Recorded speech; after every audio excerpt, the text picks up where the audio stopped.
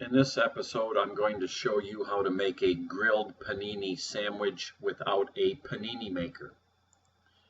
What we have is an old GE Waffle grill maker from the 1960s. Now, it makes great waffles. You can grill on it.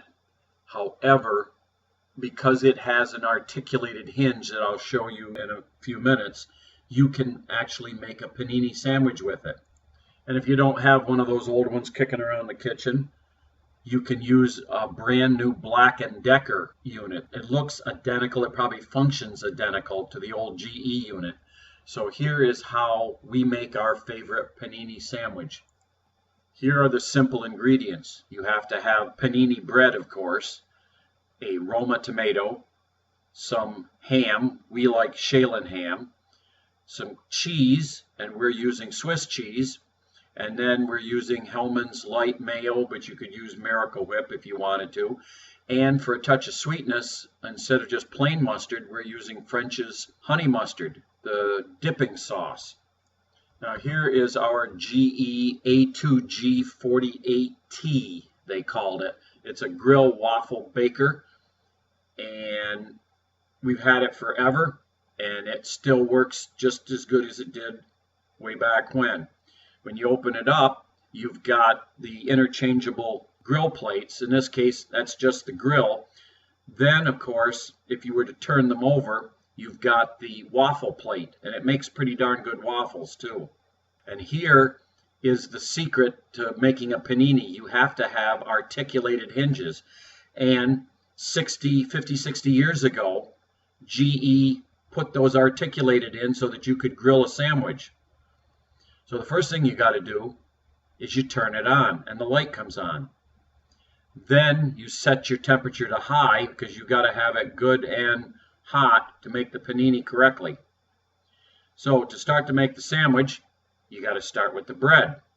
Then you put your mayo or salad dressing, whatever you want to put on it. Butter, we're using the light mayonnaise. Then our Shalen ham. Then the Swiss cheese, then the honey mustard, then the cut up Roma tomatoes. Now we're using Roma because they're very firm and they don't have much juice in them. We use the same ones for our scallop tomato recipe that we did a video on a while back. Next, you top it with another slice of the ham. Get your other slice of bread all mayoed up and put it together. Now all you have to do is put the sandwich in the grill baker, and if you notice, I put it towards the back so that when you close the top down, it articulates and makes it nearly flat. There is a little bit of an angle, as you can see, but doesn't affect the way the thing cooks. Now you let it cook until you hear that sizzle. That could take 3 to 5 minutes. And then you pull it out. Go in there with a spatula, yank it out of there, set it on a plate, and you can see that it's got a little bit of an angle to it, but it doesn't affect the eating of it.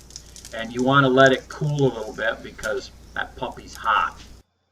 And that is how we have taken an old GE waffle grill baker and turned it into a makeshift panini maker. And we don't see that we're going to be buying a panini maker because we've got this one and it does so much more than just a panini maker.